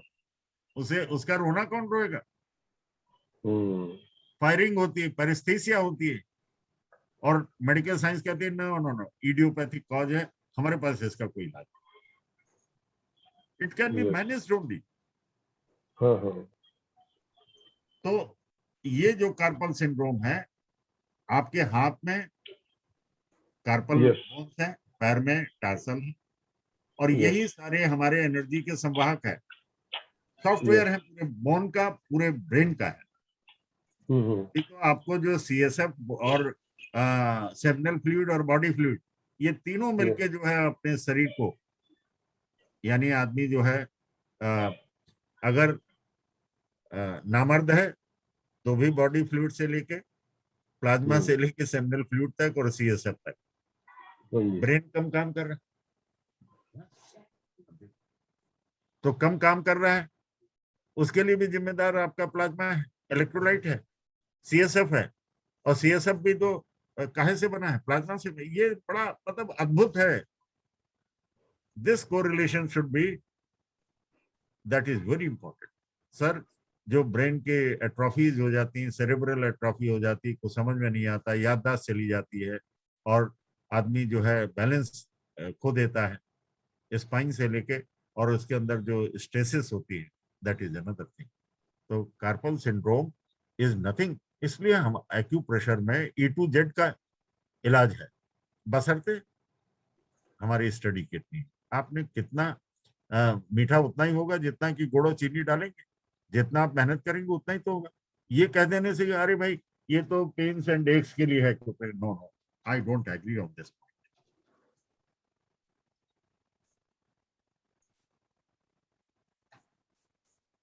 और नेक्स्ट, मेरे ख्याल से सतुन जी आप इस बात से सहमत होंगे। इसलिए पैनिक नहीं होना है। अब पॉइंट जब तक आपको नेगेटिवली रिस्पांस नहीं देते हैं तब तक करते रहिए और धीरे धीरे सारा रिवर्स होगा। चाहे कार्पल सिंड्रोम हो, चाहे पैरेस्थीसिया, चाहे न्यूरोपैथी हो, चाहे डायबिटिक न्यूरोपैथी हो, या और बाद की स्टेज पैरालिसिस के भी चांस होते हैं, लेकिन need not to bother. Okay, Pawan Kumar ji सवाल पूछिएगा। नमस्कार अग्रवाल साहब। जी नमस्कार सर। सर एक क्वेश्चन है कि टाइप 1 डायबिटीज ठीक हो सकती है एक्यूप्रेशर से? ऐसा है, अभी हमने कितनी बातें कही कि टाइप 1, और देखिए ऐसा है, ये प्रश्न आदमी मेडिकल फ्रेटर्निटी से नहीं करता कि कितने साल तक वो बात ही नहीं करते। इंसुलिन अच्छा। लीजिए, फिर डोज बढ़ाते जाइए, और हाँ जी। आप अगर इसको टाइप 1 को जो है कम से कम साल 2 साल ट्रीटमेंट करके तो देखिए, अच्छा फिर नहीं बताइए। ऐसा है सर, ये एक मिनट, एक बच्चा है मेरे पास, पेशेंट है, और 8 साल तक वो ठीक था। 8 जी साल के बाद एकदम उसको एक्सेस यूरिन आने लगा, तो चेक चुक कराया तो उन्होंने कहा टाइप 1 डायबिटीज है, और उनको इंसुलिन में डाल दिया। जी। तो अब उसका वो मेरे पास आया था, कहता इलाज हो सकता है या नहीं हो सकता। मैं क्या, ऐसा है, अगर आप हो तो मैं उसको इलाहाबाद लेके आ सकता हूँ सर। नहीं सर, इलाहाबाद लाने की जरूरत नहीं, हमारी किताब इसमें आ रही है। और अच्छा डायबिटीज की उसमें जो है करीब 62 प्रोटोकॉल्स हैं, अच्छा टाइप सर। 1 और टाइप 2। और देखिए सुन लीजिए, हमें कॉज का निदान करना है। ठीक है सर। पैंक्रियास के कारण भी हो सकता है, हाँ एसिडिटी के कारण भी, और लीवर और ड्यूडेनम के कारण भी। सब उसको आपको बड़े सिंपल से लेके, आप इसकी इटियोलॉजी तो समझिए कि अच्छा शुगर सर। है क्या चीज, ठीक है। इसलिए आने की जरूरत नहीं है। अच्छा ट्रीटमेंट लेने की और देने की जरूरत है, समझने ठीक है। की जरूरत ठीक है। है और सर। आप जो है देखिए, मैं आपको एक बड़ी गंभीरता से, जो इंसुलिन वाले ले रहे हैं, टाइप 1 कह के तो दिया है, हाँ जी। लेकिन जिनको इंसुलिन जो है, टाइप 2 वालों को क्यों इंसुलिन देनी पड़ रही है? हाँ जी। और आप एक बात मैं बताना चाहूंगा डायबिटीज के बारे में, हाँ जी। जिनकी पैंक्रियाज का फंक्शन नॉर्मल है, हाँ जी सर। और जिनके पैंक्रियाज का एक्सोक्राइन और इंडोक्राइन दोनों नॉर्मल है, तो क्यों है हाँ इंसुलिन जी। डिफिशिएंसी? क्यों है, आप बताइए मुझे, क्यों इंसुलिन दी जाती है? ठीक है। मैंने हर डॉक्टर से इस पे चर्चा की है, कोई अच्छा जवाब सर। नहीं देता, इरिटेट होते अच्छा। हैं। ये अच्छा मैं बताना चाहूंगा कि ठीक है। हमारी बॉडी में कलेक्टिव और ज्वाइंटली होलिस्टिक पूरा का पूरा वर्किंग है। ठीक है सर। दांत से लेके, जीभ से लेके, एसोफेगस से लेके स्टमक, कहाँ कौन बिगड़ जाए रास्ते में, ठीक है। सारी, वो जो बिगड़ेगा उसे ठीक कर दीजिए, आपकी शुगर ठीक। ठीक हो जाएगी। ठीक है सर। मेन सबसे एसिडिटी, कॉन्स्टिपेशन, यही आपकी भयानक चीज है। ठीक आप है इस सर। प्रश्न का उत्तर तो दीजिए कि टाइप 2 में क्यों 75% 10 साल 15 साल के बाद लोग इंसुलिन पे डाल देते हैं। बिल्कुल बिल्कुल सर। ये होता है इंसुलिन टॉलरेंस। जैसे आज आप लोग घर में कोई किसी की बात बर्दाश्त करता है? बोलिए। हाँ जी। नहीं करता। नहीं करता। तो चीनी भी आपका ऑर्गन चीनी को टॉलरेट नहीं कर, इसे कहते हैं इंसुलिन टॉलरेंस टेस्ट, अच्छा सर। जो आप खुद कर लीजिए। जो ठीक है हर सर। बात को ना करे, नकार करे, आपके घर में चाहे हाँ जी। पत्नी हो, चाहे बेटा हो, चाहे स्वयं आप हो, हाँ जी किसी सर। की बात सुनते हैं क्या? नो। हाँ जी। दिस ठीक है। Is intolerance. Today the theme of the disease process is the intolerance. हम ठीक। ना तो किसी की बात बर्दाश्त, तो हमारी जो जीआईटी भी है, हमारी खाने को टॉलरेट नहीं करता। एक तो टॉक्सिक है, हाँ दूसरा जी। टाइमिंग नहीं है, हाँ तीसरा जी। जो है हम हड़बड़ी में है, और चौथा कोई घर का खाना पसंद सबसे नहीं करता। नहीं पसंद नहीं करता। नारी शक्ति सबसे महत्वपूर्ण है, अच्छा। और घर का खाना सबसे महत्वपूर्ण है, बिल्कुल सर। और भोजन ही हमारे शरीर का जीवन का आधार है। बिल्कुल सर। बस यही कहना चाहिए। ठीक है सर। ठीक। ओके, थैंक तो यू पवन। किताब कब तक आ जाएगी सर? बस प्रेस में है। ठीक है सर। ठीक है। अच्छा एक बात बताइए, हाँ जी। आज लोगों ने आने वाली किताब को पूछा, जितनी है 250 किताब, हमारे यहाँ किताब का पता नहीं क्या हो गया, लोग उसे देखना ही पसंद नहीं करते, जैसे परनारी हो। नहीं नहीं सर, मैंने तो बहुत सारी किताबें आपकी खरीद के मैंने रखी हैं। सर ऐसा है, ये किताब अगर 1 लाख में से एक किताब चली गई हो हाँ, तो उसे क्या कहेंगे, नेगेटिव चार्ज या पॉजिटिव चार्ज? मैं तो पॉजिटिव ही कहूंगा सर। है, एक तो गई, एक पॉजिटिव तो ही गई, कहूंगा सर। लेकिन 99 का जो है, जो डिपॉजिट हो गया तो फैट डिपॉजिट हो गया, अगर ई बुक डिपॉजिट हो गई तो पूरा कबाड़ा हो गया ना। नहीं नहीं नहीं, ये बिक जाएगी, जनरल सब रिसर्च जाएंगे। नहीं सर, देखिए कुतर्क में कुछ नहीं रखा है। अच्छा केस सर। मैनुअल जो है चाइनीज और वो मिला के 10 से ज्यादा हो गए, और हाँ हमारे पास मॉनिटरिंग है, किसी के पास नहीं है। आप देखेंगे सारे उसमें केस हिस्ट्री का दिया हुआ है, और बिल्कुल एक अद्भुत दिए, ठीक लेकिन है। Nobody is inclined to have. नहीं, मैंने तो सारे केस मैनुअल लिए हुए हैं सर, अभी पिछले हफ्ते ही मंगाए हैं सर, सब रखे हुए हैं, अच्छा, पढ़ रखे रहा हूँ रहिए, इसको अच्छी तरह जी, से। पढ़िएगा जरूर, बताइएगा। Next, thank you sir, thank you sir. Next. Okay, Uma Kumari ji सवाल पूछिएगा। नमस्ते सर। नमस्कार। सर एक चीज पूछनी थी, ये फेस में जो झाई होते हैं वो जी क्या किडनी से रिलेटेड होते हैं? नहीं, ऐसा है, जो देखिए जैसे डिस्कलरेशन होता है, सबसे महत्वपूर्ण है पैर के घुटने से उसके नीचे, एंकल जॉइंट में, लोग इग्नोर करते हैं, उसे परप्यूरा कहते हैं। और ये डिस्कलरेशन बाद में एक गंभीर रोग में 10 साल 15 साल बाद ये संकेत आते हैं, बाद में न्यूरोपैथी से लेके, और सारे भाई 5 ही ऑर्गन का सेट तो है, एक दूसरे से जुड़े हुए, हार्ट से किडनी, ये कहना। तो जो चेहरे पे बटरफ्लाई मार्क होता है, जैसे झाइयां होती हैं, ये एक कंबाइंड डाइजेस्टिव सिस्टम सारे ऑर्गन का है, जिसमें कोई ऑर्गन, अगर आप लंग्स की बात करें तो उससे जुड़ा हुआ है लार्ज इंटेस्टाइन, और लार्ज इंटेस्टाइन महत्वपूर्ण है। अगर हार्ट की बात करें तो स्मॉल इंटेस्टाइन, वो भी डाइजेशन और ब्लड के फॉर्मेशन से संबंधित है। और किडनी तो आप जानते ही, लीवर के बारे में वो सबका दादा है। तो ये कहना कि एक ऑर्गन बता दीजिए, ये संभव नहीं। सर तो होलिस्टिक है, ये पूरा डाइजेस्टिव सिस्टम। और ये हमारे जो ब्लड के फॉर्मेशन की ये चर्चा हम लोग बार बार इसीलिए तो कर रहे हैं। और अन्य थेरेपी जो मेडिकल साइंस है, जो कि सुपर स्पेशलिटी भले हो, अलग अलग है, लेकिन होलिस्टिक ना होने के कारण वो किसी चीज का निदान नहीं दे पा रहे। सर मेरा इसी से रिलेटेड क्वेश्चन है सर एक और। सर मेरे फेस पे झाई हो रखे हैं, उसका क्या प्रोटोकॉल हो सकता है? हमने आपको आंखों से बताया, लेके देखिए हमने आपको बताया कि it is a matter of the holistic approach. आप अपने सिम्टम्स बताइए, जैसे सिंड्रोम कहते हैं, group of symptoms is known as syndrome. आप इसको ये क्यों सिंड्रोम डेवलप कीजिए कि ये तो, अगर देखिए पैर में झाई, अगर मैं ये जरूर कह सकता हूँ कि आपके बैक ऑफ द स्कैपुला में है तो लंग्स और हार्ट का क्लियर कट जो है डिसफंक्शन, जी और पैर में है तो निश्चित रूप से आपके लीवर किडनी और उसके लिए वहां से आपका सर्कुलेशन फिर बाद में स्पाइन पे आएगा, एडिमा होगा, और आपके जो है फेस में है तो पूरी बातें बतानी होगी कि आपको एसिडिटी है, गैस है, कॉन्स्टिपेशन है, या यूरिन का डिसफंक्शन है। टोटलिटी को स्टडी करके एक शब्द में, एक सिंगल पॉइंट से, सिंगल बात से कंपाउंड, एक दिन में तो हुई नहीं है आपके चेहरे पे झाइयां, नहीं, ये 2-3 महीने में हुआ है। 2-3 महीने से तो अब शुरुआत है। आप तो अपनी बात तो बताइए ना, क्या क्या सिम्टम है? सर मसालेदार चीजों से मैं बचती हूँ नहीं और बस्ती बॉडी क्यों है? में नहीं, आपने हीट तो भी सारी बनते हैं। प्रोटेक्टिव बात बताई, क्यों बस्ती है? हजम नहीं होता इसलिए बस। हाँ, तो गैस ऐसे बन जाते आपको हैं सीधा बोलने में शर्म आ रही है कि गैस्ट्रिक और एसिडिटी है? और मिर्च मसाला से बॉडी में हीट बहुत बन जाते हैं। अब तो आप तो धीरे धीरे खुलेंगी ना।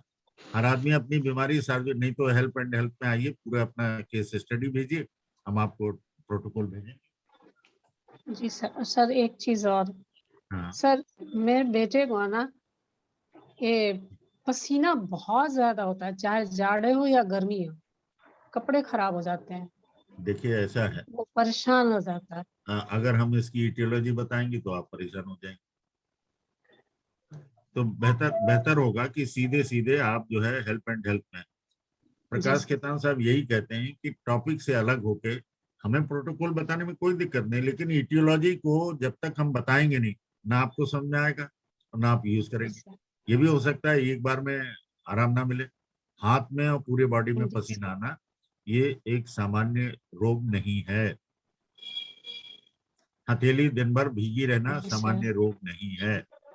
बैठे बैठे पसीना आना सामान्य रोग नहीं है। आप समझ गए होंगे। सर ये 1, 2 और 4, 5 ये मतलब माइंड में न्यूरो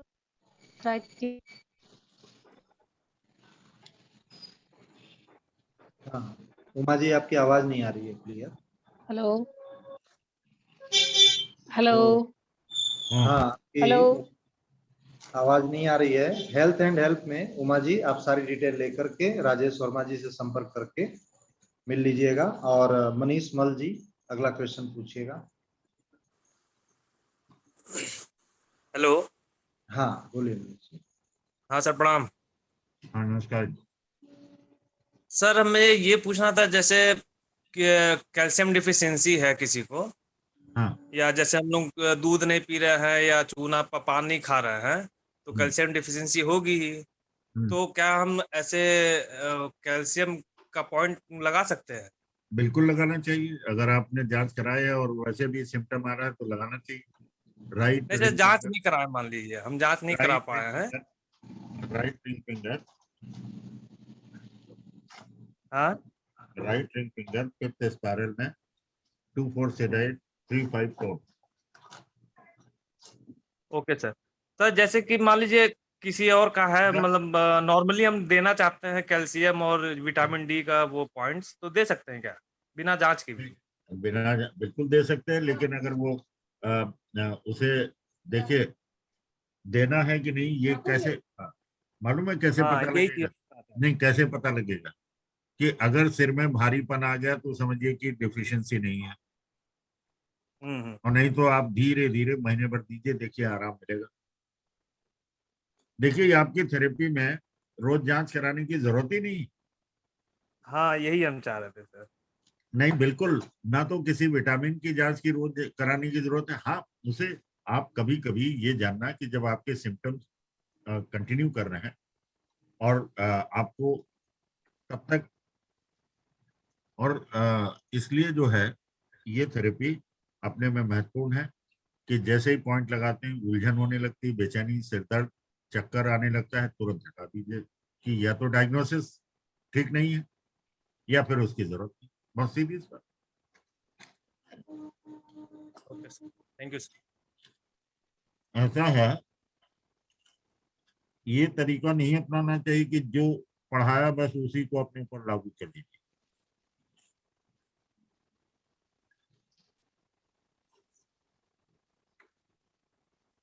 हेलो जी हाँ सर।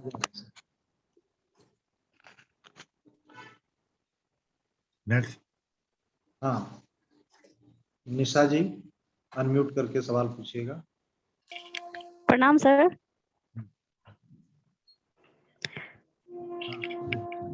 सर मेरा प्रॉब्लम एक है कि बहुत 2-3 महीने से मुझे पेट में दर्द रहता था और खाना डाइजेस्ट नहीं होता था। पहले तो डायरिया हुआ, फिर स्टूल के साथ ब्लड आना शुरू हो गया था, ब्लैक।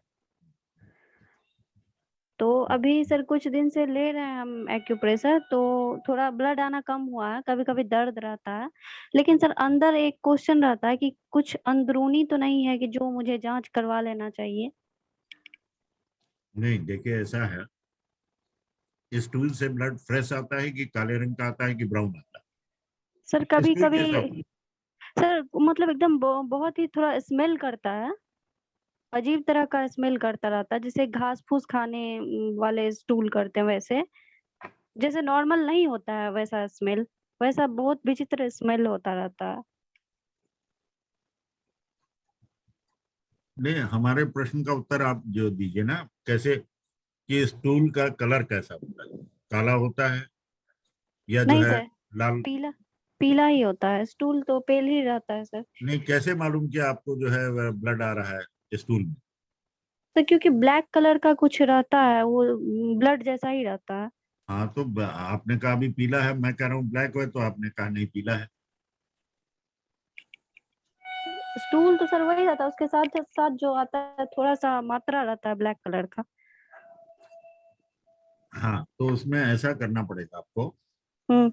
बोथ स्मॉल फिंगर के वाच ज्वाइंट अच्छा। में हाँ 3-4 सिरेट, 5-6 टोन, 0 टोन, 9 सिरेट। ठीक है सर, कोई जांच करवाने की सर जरूरत नहीं ना है? अरे आप 15 दिन इसमें कीजिए, देखिए आपका सब ठीक हो, वीकनेस भी कंट्रोल, अगर जो आप बता रही हैं हाँ। अगर वो बातें सही हैं। दूसरा देखिए, सबसे पहले आपके एसिडिटी हो या कोई भी बॉडी के एलिमेंट हो, नाभि का यानी नेवल सेंटर को हाँ। ठीक करना सबसे पहला काम है। और अच्छा। उसका ट्रीटमेंट है टो नंबर 0 पे, वाच जॉइंट पे 25 सिरेट 174। जी सर। किसी भी बीमारी के लिए जी सर। पहला उपचार। हम्म। और बाद में कीजिए कि 1 हफ्ते में आपको देखिए बहुत अंतर होगा। जी सर।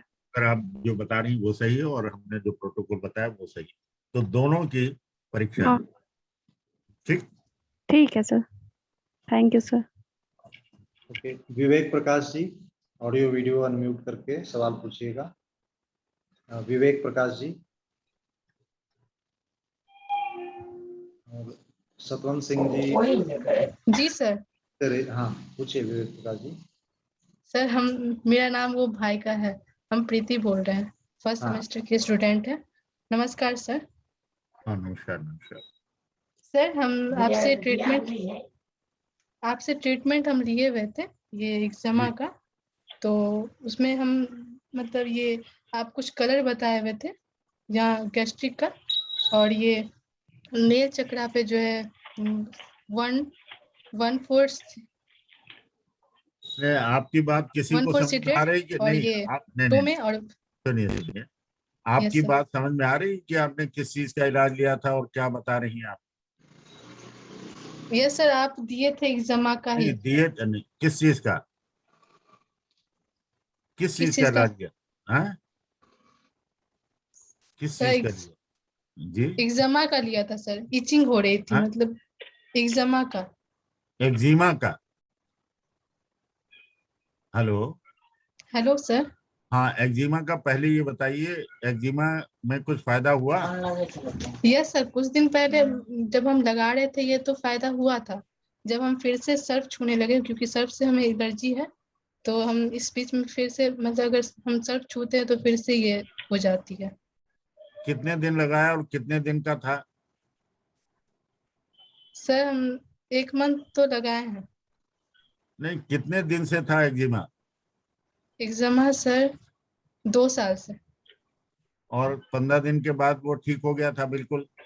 यस और फिर आपने जो है सर्फ सर। और साबुन का यूज किया तो फिर होने लगा? हाँ यस सर। हाँ, तो आप रात को लगा के सो जाइए, धीरे धीरे वो साबुन सर्फ जो है वो जो उससे तकलीफ होती थी होना बंद हो जाएगा। प्रोटोकॉल जी वही सर। रहेगा जिससे फायदा हुआ है। Okay sir. रात में ही लगा के सर सोते हैं? बिल्कुल बिल्कुल रात। Okay sir. और 15 दिन बाद छोड़ क्यों दिया? क्या हाँ, सर? नेक्स्ट। ठीक है, okay thank Preeti ji. Thank you sir, thank you. Satwant ji, आपने फिर से रेज हैंड किया है, कुछ हाँ मैंने रेज किया है। सर एक क्वेश्चन था एक्चुअली, मुझे उस दिन मैं खेतान साहब को भी पूछने वाला था, और आज आपने एक issue raise किया। हेलो। हाँ जी, हाँ बोलिए। आज आपने वो डायबिटिक वाला इशू रेज किया, तो इसलिए मेरे दिमाग में दोबारा आया, क्योंकि मैंने अपना लाइफस्टाइल चेंज करके जी मैं डेली जो है स्प्राउट खाने लग गया हूँ, वीक में 6 दिन, संडे छोड़ के। जी। तो उससे जो है, बिकॉज मैं स्प्राउट खा रहा था, because sprouts are powerful source of antioxidant, vitamin and mineral enzyme वगैरह, तो उससे सेल डैमेज वगैरह जो है कम होता है। और उससे जो मेरा शुगर लेवल जो है मॉर्निंग मतलब फास्टिंग जो है वो 100 के पास आ गया है। ठीक है, बढ़िया है। हाँ, बिना तो मैं मेडिसिन यही बात जो, क्योंकि आप डायबिटिक की बात कर रहे थे तो इसलिए मैंने ये पॉइंट उठाया कि अगर स्प्राउट के ऊपर चेंज कर लिया जाए तो उससे ये एनीमिया, डाइजेशन, वेट कंट्रोल, कई सारी चीजों के ऊपर जी जी ये जी काम जी, करता है। बिल्कुल सही आपने कहा। हाँ जी सर, तो इसलिए मैंने ये दोबारा रेज किया। नहीं नहीं नहीं, ठीक है, बिल्कुल। देखिए, इन सब क्लास का जो है, हाँ जी, basically we are not doctors. हमें यस क्या सर। करना है, अपने को 3 बातों पे ध्यान रखना है। हाँ जी, regulation of the life, diet style and life style. और यस तीसरा जो है आपका जो है acutherapy is the holistic treatment. Yes More sir. and more you understand the physiology anatomy, by हाँ जी, virtue, more and more you know the principles of the general life, and more you are able to serve yourself. Yes sir. This is more important than anything. Thank you sir. Thanks. Thank you sir. बहुत बहुत धन्यवाद आप जी। बहुत बहुत धन्यवाद आप सभी का। और करस्पॉन्डेंस कोर्स के पहले सेमेस्टर से लेकर के छठे सेमेस्टर तक की क्लासेस स्टार्ट हो गई हैं 25 सितंबर से, जो चलेगी 24 अक्टूबर तक। यानी वह क्लासेस सैटरडे संडे हिंदी और इंग्लिश अलग अलग भाषाओं में सुबह 10 से 2:30 बजे तक हिंदी में 4 घंटे क्लास चलती है, और 3:30 से 7:30 बजे तक इंग्लिश में शाम को क्लास चलती है। तो आप सभी अटेंड कर रहे होंगे जो लोग एडमिशन्स लिए हैं। और 2 और 3 अक्टूबर को बेसिक ट्रेनिंग होने जा रही है। तो संस्थान का जो मिशन है कि प्रत्येक व्यक्ति तक यह एक्यूप्रेशर सिस्टम पहुंचे, तो आप सभी कम से कम 1 या 2 लोगों को इस ट्रेनिंग से जोड़ें। यह मैसेज, इसका संदेश आपके पास संस्थान की तरफ से पहुंच चुका है, फिर से भेज दिया जाएगा कल। और इसी शनिवार और रविवार को 2 दिन की क्लास चलती है, और इसमें इतना सिखाया जाता है कि लोग सीख करके अपना और अपने परिवार का उपचार कर सकें। पीडीएफ भी दिया जाता है। समय की दिक्कत है तो इसकी रिकॉर्डिंग भी प्रोवाइड की जाती है, और संस्थान पार्टिसिपेशन का सर्टिफिकेट भी देता है। और 18 से 22 नवंबर को कॉन्फ्रेंस आयोजित होने वाली है, और आप में से ज्यादातर लोग प्रत्येक वर्ष इसमें पार्टिसिपेट करते हैं। इसका भी मैसेज ऑलरेडी प्रसारित है। रजिस्ट्रेशन भी प्रारंभ है, ऑनलाइन भी ऑफलाइन भी। तो आप सभी इस कॉन्फ्रेंस में आमंत्रित हैं, और इसके रजिस्ट्रेशन शीघ्र करा लें। पुस्तक परिचय में जैसा आदरणीय अग्रवाल सर कह रहे थे कि जो केस मैनुअल्स हैं, 7 केस मैनुअल्स टीसीएम के और 5 केस मैनुअल आयुर्वेद के, यह संस्थान द्वारा प्रकाशित हैं, जिसमें सॉल्व्ड केसेस गंभीर से गंभीर हैं, और वो आप प्रेफर कर सकते हैं। और आज ये पुस्तक परिचय में टिटाइज पार्ट 10 जो खेमका सर द्वारा लिखित यह बुक है, और इसमें डायबिटीज, पसीने के नियम, भूख के नियम, और इसके साथ में सभी तरह के फीवर का इलाज, इवन भूख का, प्यास का, इन सब के इसमें लॉज दिए हुए हैं, और इनसे हम डायग्नोसिस करके गंभीर बीमारियों का इलाज कर सकते हैं। तो सभी थेरेपिस्ट के रेफर करने के लिए यह बुक है, हिंदी में भी है, इंग्लिश में, दोनों में सेपरेट अवेलेबल है। तो आज आप सभी जुड़े, आप सभी का बहुत बहुत धन्यवाद और नमस्कार। अभी यह लिंक बंद की जा रही है।